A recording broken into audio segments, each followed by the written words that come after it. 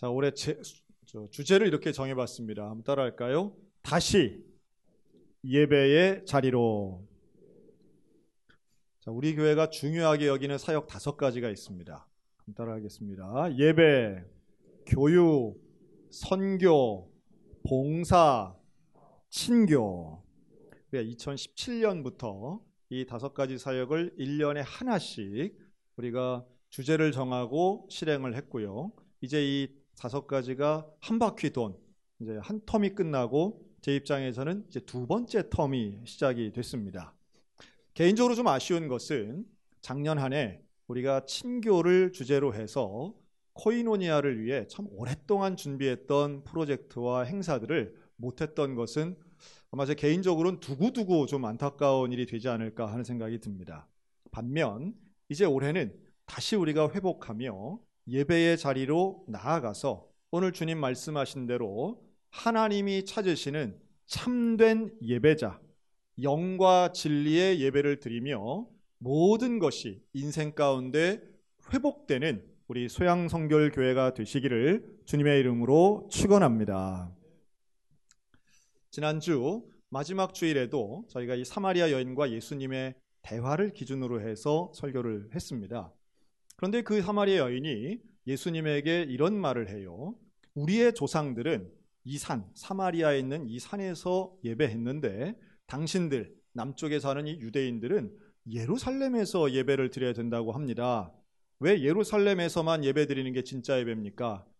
이 여인이 말했던 그 산은 그리심산이라는 산입니다. 그때 예수님이 이 산에서도 말고 예루살렘에서도 말고 오직 하나님이 찾으시는 참된 예배자의 때가 오는데 그것은 영과 진리로 예배하는 사람이다. 이렇게 말씀하세요. 사람들은, 이 여인을 비롯한 일반적 사람들은 예배의 형식, 예배의 장소에 대해 관심을 갖고 질문했다면 하나님은 예배의 본질로 대답하셨습니다. 예배의 본질이 뭘까요? 그게 바로 참된 예배, 진짜 예배고 그 예배는 영과 진리로 드리는 예배라고 예수님이 말씀하십니다. 그러니까 장소가 아니고 형식이 아닌 영과 진리, 본질이 중요하구나. 아마 여기엔 다 동의하실 거예요. 하지만 우리가 간과하지 말아야 될 것도 있는데요. 우리가 지난 2년간 소위 말해 비대면 예배라는 것을 드렸습니다. 물론 비대면 예배로도 우리는 영과 진리의 참된 예배를 드릴 수 있습니다. 그런데 해보니까 예배를 드리기에 가장 좋은 최적의 환경을 갖춘 예배당 안에서도 사실 우리가 영과 진리의 예배를 드리기가 쉽지 않은데 개인적인 공간에서 사람이 서면 앉고 싶고 앉으면 눕고 싶고 누우면 예배하고 싶어요, 자고 싶어요. 그게 사람의 어떤 본성 같은 거죠. 그런 환경 속에서 이론적으로는 얼마든지 가능하지만 실제로는 우리의 비대면 예배는 사실은 한정적이고 할 수 없는 상황에서 임시방편이라는 걸 인정하지 않을 수가 없는 거예요. 여러분, 올해는 우리가 모여서 드리는 이 예배, 또 하나님 앞에 참된 예배를 드릴 수 있는 이 모임의 예배가 끊어지지 않도록, 사라지지 않도록 기도하는 한 해가 되었으면 좋겠습니다. 하나님이 정말로 찾으시는 예배가 무엇인가? 영과 진리의 예배인 거예요. 우리가 모여서 함께 예배드리는 이 분위기야말로 정말 예배를 드릴 수 있는 최적의 분위기라고 저는 인정하고 있습니다. 다만 분위기가 아무리 좋아도, 환경이 아무리 좋아도 내가 예배를 통해서 참된 예배자로 서지 못하면 그 예배에 성공하기 어렵다라고 하는 거죠. 이 예배를 가리키는 이 라틴어나 헬라어가 참 여러 가지가 있습니다. 레이뚜르기아라는 단어도 쓰고요, 유카리스티트리아라는 단어도 사용하는데, 근데 이런 예배의 단어들은 대개 예전, 즉 형식에 관련된 단어라면 오늘 예수님이 말씀하시는 참된 예배는 프로스쿠네인이라는 단어인데요. 이 말은 하나님 앞에 엎드려 경배한다라는 뜻입니다. 조금 풀어서 얘기하면 참된 예배는 하나님과 예배자 사이에 관계가 있는 예배가 참된 예배라고 볼 수 있죠. 제가 한 예를 한번 들어보겠습니다. 여러분, 만약에 친구 생일 잔치가 이제 열려서 초청을 받았다고 생각해 보세요. 그래서 그날의 그 시간에 맞춰서 초대장을 들고 그 집을 찾아갔어요. 그랬더니 입구부터 벌써 해피 벌스데이 딱 붙어 있고 누구나 오시라고 문을 열어놨어요. 갔더니 뭐 3단 케이크 있고 음식도 많이 차려졌고 또 친구들도 많이 왔어요. 그래서 아주 흥겨운 분위기가 가득했어요. 그런데 문제는 뭐냐 하면 아무리 찾아봐도 정작 생일을 맞은 친구가 안 보이는 거예요. 생일 주인공이 없는 거예요. 그랬더니 옆에서 다른 친구들이 뭐 걔 없으면 어때? 배고픈데 우리끼리 잘 먹고 즐거우면 되는 거지. 그래서 정작 주인공 없이 자기들끼리 생일 축하합니다 노래를 부르고 맛있게 음식 먹고 브라보 짠 하고 그리고 헤어지면서 오늘 아주 파티 좋았어요 하고 헤어졌다고 생각해 보세요. 여러분, 이것은 온전한 생일 잔치일까요? 그렇지 않아요. 주인공이 없으면, 가장 중요한 목적 대상이 없으면 그것은 나만 즐거운 시간일 수 있겠지만 그것은 생일 잔치가 아니라는 거예요. 혹시 또 생각을 잠깐 딴 생각을 하신 분은 그 목사님 그 친구도 너무했네 이렇게 생각하시면 안 됩니다. 실제 있었던 일이 아니에요.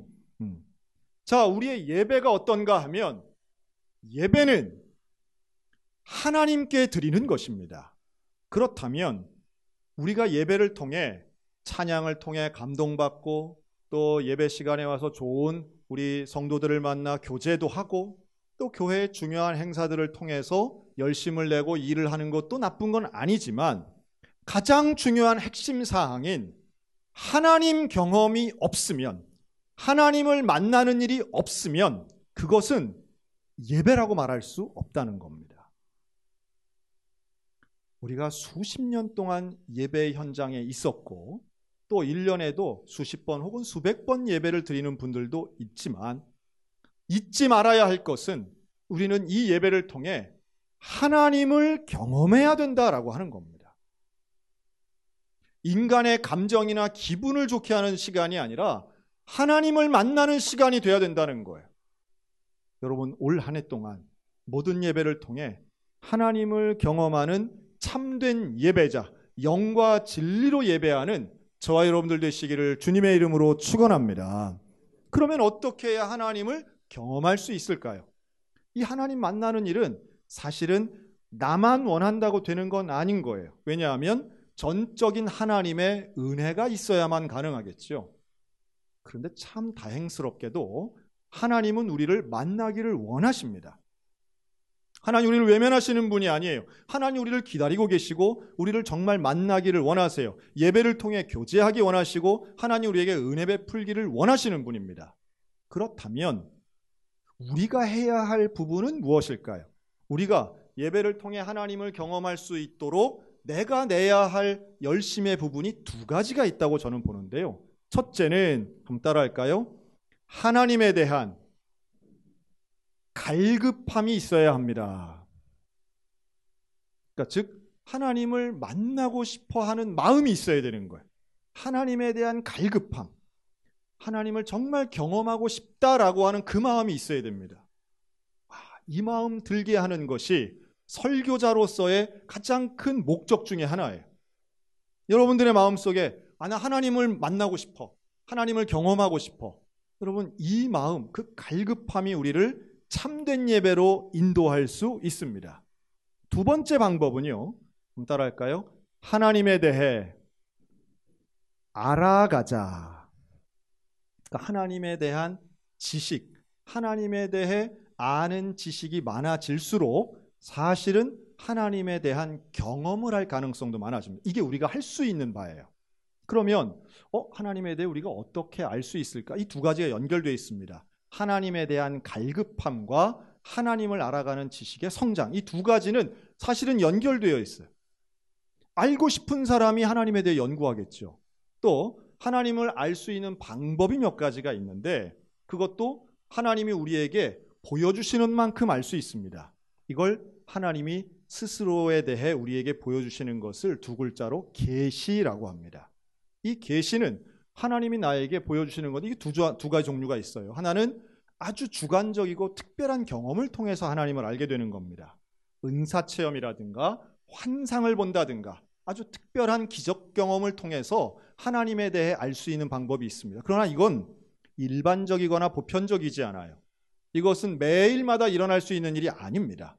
또 남에게 경험됐다고 나에게 똑같이 적용할 수 있는 것도 아니에요. 사모해야 할 귀한 일이긴 하지만 그러나 이러한 하나님의 특별한 계시를 통해 경험을 한다는 것은 그것만 추구해서는 상당히 위험한 거죠. 그것보다 하나님의 계시 중에 가장 일반적이고 보편적인 것은 바로 성경을 통해 하나님을 아는 것입니다. 하나님이 스스로에 대해 증언하시고 말씀하시고 기록하신 이 성경의 말씀을 연구하는 것, 그리고 그 말씀을 통해 하나님을 아는 지식을 쌓아가는 것, 이게 바로 참된 예배자로 나아가는 가장 중요하고 온전한 길이라고 하는 거예요. 여러분, 2020년과 2021년 2년 연속으로 우리나라를 대표하는 검색 사이트죠. 네이버라고 하는 회사가 있습니다. 이 네이버 창에 스마트폰이든 컴퓨터를 이용하든 사람의 이름을 넣어서 검색한 검색 수. 여러분, 우리 대한민국 사람은 누구 이름을 제일 많이 검색했을까요? 언론에서는 지금 대선 주자들이 가장 매일마다 나오니까 아마 그분들 아닐까 생각하지만 이분들의 등수는 생각보다 아래쪽에 하위 그룹입니다. 그러니까 그 네이버라고 하는 초록색 창에 누구 이름을 쳐서 검색하는가, 이 데이터 사용량을 보니까요, 2년 연속 변하지 않고 단독 1위를 한 정말 큰 사람 하나가 있었습니다. 참고로 2등은 2년 연속 2등인데 BTS라고 하는 이 가수 그룹이었습니다. BTS하고도 큰 차이로 단독 1등을 한 사람이 있는데 그가 바로 1991년생인 임영웅이라고 하는 총각이었습니다. 저는 처음에 이게 예명인가 보다. 이름을 영웅, 슈퍼히어로처럼 정했네 했더니 이게 실명이더라고요. 놀라운 것은 3년 전만 해도 그 임영웅을 아는 사람이 별로 없었습니다. 그런데 지금은 어쨌든 상식적으로라도 그 이름을 많은 사람들이 알고 있습니다. 아마도 오늘 오신 분들 중에 모르는 분은 없을 거예요. 잘 알거나 좋아하는 사람은 아닐지라도. 그런데 또 하나 제가 확신하건대 오늘 오신 분들 중에 임영웅의 팬들이 있으리라고 저는 100% 확신합니다. 몇 명일진 몰라도. 그러니까 그렇게 많은 검색 횟수를 기록한 거죠. 자, 팬과 팬이 아닌 것을 어떻게 구별할 수 있느냐 하면 이름을 알고 얼굴을 아는 정도는 팬이라고 볼 수 없겠죠. 뭘 알아야 될까요? 그 가수의 노래를 알고 따라 부르는 사람, 그걸 아주 좋아하고 하루에도 몇 번씩 듣는 사람이라면 아마 팬이라고 할 수 있을 겁니다. 안타깝게도 그 청년은 예수님을 믿는 사람은 아니에요. 그런데 그가 낸 신곡 제목이 이렇더라고요. 이제 나만 믿어요. 좀 예수님인 줄 알았어요. 이제 나만 믿어요. 야, 제목이 얼마나 은혜로운지. 근데 그 노래를 듣고 많은 분들이 눈물을 흘리고 위로를 받고 이제 나름의 그쪽에 이제 믿음이 충만해지시는 거죠. 그래, 믿어야지. 이렇게 되는 겁니다. 저는 이런 팬심 이런 게 나쁘다고 보진 않습니다. 그런데요, 왜 이분들은 하여튼 우리 대한민국의 6070의 파워를 여실히 보여준 거예요. 왜 네이버 창에다가 임영웅의 이름을 그렇게 많이 써서 검색을 했느냐, 이게 이제 중요한데요. 두 가지 큰 이유가 있더라고요. 첫째는 내가 좋아하는 가수를 1등 만들려고, 음원 차트 1등 만들려고 그거를 또 듣고 또 듣고 돈을 내면서 듣는 것이고요. 그리고 또 하나는, 두 번째 이유는 내가 좋아하는 이 가수가에 대해서 알고 싶은 마음으로 검색하는 겁니다. 그래서 고향 이 정도는 될 것도 아니고 무슨 음식 취향, 오늘의 컨디션, 이번 주 스케줄, 이제 이런 걸 다 꿰는 거죠. 손주보다도 어린데 그냥 그거 다 알고 그걸 연구하고 또 건강을 위해 기도하고 이제 이러시는 분들이 많은 거예요. 자, 그러면 임영웅은 나를 모른다 할지라도 그렇게 연구하고 검색해서 많은 걸 알게 되면 여러분 실제로 그 가수가 나와 노래 부를 때 그 음악이 어떻게 들릴까요? 아마도 관심 없는 사람하고는 차원이 다를 거라고 저는 확신합니다. 그냥 저 같은 사람이 들을 때 아유 젊은 친구 아주 노래 잘하네 이 정도인다면 항상 검색하고 항상 그 이름을 묵상하고 항상 그 사진을 가슴에 품고 다니며 바탕화면에 보신 분들은 첫 소절이 나오는 순간 벌써 눈물이 맺히고 가슴이 두근거리고 이러지 않겠어요? 여러분 아는 만큼 느낄 수 있습니다. 아는 만큼 경험하게 되는 거예요. 올해는 전 세계 지구촌에 큰 빅 스포츠 이벤트가 있는 해입니다. 그래서 올해는 올림픽도 있고요. 아시안 게임도 있고 월드컵도 있습니다. 관심 없는 분들은 뭐 올림픽에 무슨 종목이 있는지도 잘 모를 수 있습니다. 월드컵에 어느 나라가 나가는지도 잘 모를 수 있어요. 하지만 거기에 관심 있는 사람들은 어느 팀이 예선을 나가고 어떤 선수가 부상을 당했는지 왜 우리의 젊은이들 혹은 축구에 관심 있는 사람들은 왜 손흥민이 골 넣은 거를 100번, 200번을 돌려볼까요? 왜 나는 알지도 못하는 저 유럽의 끝쪽에 있는 나라들의 경기나 남미에 있는 경기도 왜 이렇게 챙겨보면서 알 수 없는 걸 사전을 찾아가면서 그걸 연구할까요? 관심이 있으니까 그런 거예요. 그리고 거기에 대한 지식이 늘어가면 보는 감동이 달라지는 겁니다. 연예인을 향한 팬심이나 스포츠를 향한 동호인들의 마음이 그럴진데 하나님을 향한 우리 신앙인들의 마음은요. 하나님에 대해 알면 알수록 하나님에 대해 갈급한 마음을 가지고 하나님에 대해 조금씩 알면 알수록 우리의 예배가 달라지는 거예요. 하나님이 달라지시는 게 아니라 내가 달라지는 겁니다. 왜 우리는 그토록 예배가 지루하고 예배가 가기 싫고 예배를 드리는 의미를 찾지도 못하면서 왜 이렇게 우린 이 자리에 와서 앉아 있을까요? 예배에 감격이 회복되는 하나님에 대한 갈급함과 하나님에 대한 지식이 저와 여러분들 가운데 성장하게 되시기를 주의 이름으로 축원합니다. 하나님을 알면 예배를 대하는 우리의 태도가 달라지는 거예요. 또 하나님에 대한 갈급함이 있으면 하나님에 대해 조금 더 알게 돼요. 지식은 관계를 강화시킵니다. 하나님에 대해 알면 알수록 우리가 예배를 대하는 태도와 감동은 비교가 안 되는 거예요. 저는 예배가 지루한 이유가 뭐에 있을까 생각을 해봅니다. 설교자로서 설교 준비 잘 안 하면 책임이 크겠지요. 그러나 또 한편에서 생각하면 제가 예배자로서 예배 드릴 때도 마찬가지예요. 일주일 내내 단 한 번도 하나님에 대해 생각해 보지 않고 하나님의 성경 말씀에 대해 관심조차 갖지 않고 그저 바쁘게만 살다가 주일 오전이 되어서 예배 안 드리면 찜찜하니까 그냥 가서 앉아 있는 수준이라면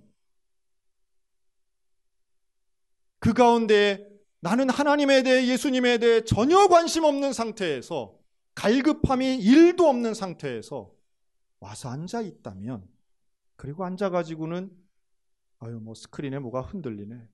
아이고 뭐 전기가 어디 나갔나 보네. 아유 오늘은 뭐 온풍기가 따뜻하네. 주보에 무슨 옷자가 나왔네.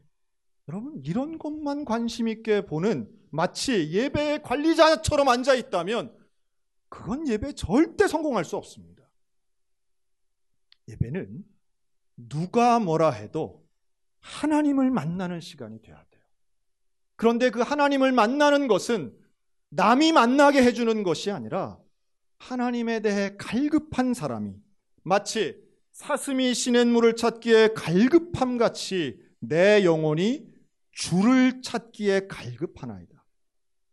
시편의 고백과 같이 하나님에 대해 갈급한 사람이 하나님을 찾게 되고 하나님의 말씀에 관심을 갖게 되고 그 관심이 한 발짝 한 발짝 하나님의 영광 가운데로 나아가는 도구가 통로가 되는 거죠. 여러분 그때 경험하는 그 하나님의 은혜는 우리를 참된 예배자가 되게 할 줄로 믿습니다. 영과 진리로 예배한다는 건 다른 말이 아니에요. 하나님께 집중하고 정직하게 하나님 앞에 서는 것을 의미합니다. 사람을 의식하는 것도 아니고 하나님만 경험하기를 원하면서 그 말씀을 깨닫기를 원하고 하나님 만나는 것이 내 일생의 소원입니다 라고 말할 때에 우리의 태도는 진지하고 우리의 예배는 성공케 될 것입니다.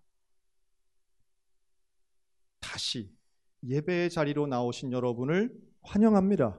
그런데 이 예배의 자리에서 참된 예배자가 되시기 바랍니다. 온라인으로 예배드리시는 분들도 역시 마찬가지예요. 참된 예배자는 결국 하나님을 향한 갈급함과 그 하나님에 대한 지식의 성장을 통해 하나님을 경험해야만 합니다. 그리고 우리의 모든 예배가 하나님을 경험하게 된다면 우리는 자연스럽게 예배를 드리러 가게 되는 거예요. 예배를 드리러 가는 발걸음 위에 기대와 설레임이 있었으면 좋겠습니다. 예배가 의무고 예배가 지루한 것이 아니라 하나님을 경험하는 사람들만이 느낄 수 있는 그 감동과 기대감이 있었으면 좋겠어요. 올 한 해 여러분 이 예배의 자리를 빼앗기지 마시기 권면합니다. 그리고 예배를 드리며 참된 예배자, 하나님이 찾으시는 바로 그 영과 진리의 예배자가 되어서 올 한 해 우리가 드리는 모든 예배에서 성공하는 온전한 예배자들로 회복되시기를 우리 주님의 이름으로 축원합니다.